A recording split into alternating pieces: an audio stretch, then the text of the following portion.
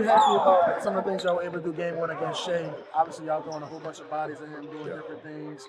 He got going a little bit late, but what do you like about what y'all did, especially in that first half? I think our physicality was great. Obviously, Herb is an all-world defender, so that it always helps having him on our side. Naji did an awesome job as well, I thought. But I think just mixing up different coverages, just a player like that, he's so talented that if you show him one look the whole time, he's going to figure it out. So you got to mix things up and just try to keep him guessing.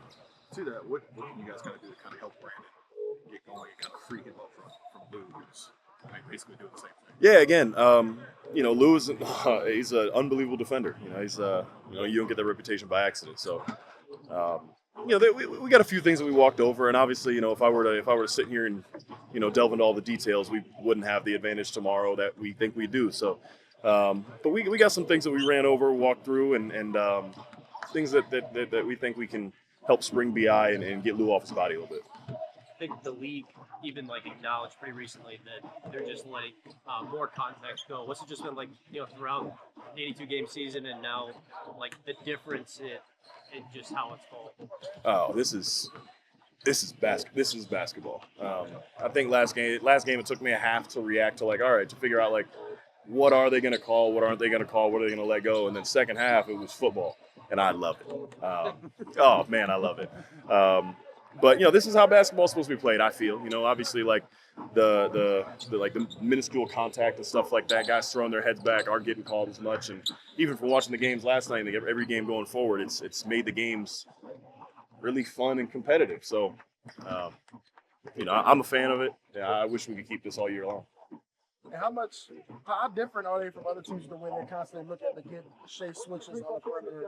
Or they bring up guards, the screen, they bring up bigs, whatever, just to get switches for him. How much is that kind of a focus in the defensive game plan, kind of being mindful of that? Yeah, Shai and OKC present a different challenge than most teams because most star guys, most MVP candidates are going to want, if they are hunting a switch, they probably want a big. But as for Shai, he's shown that he's targeting our guards, and so that presents a different challenge than most teams. And we've worked on different coverages and worked on different options out of that.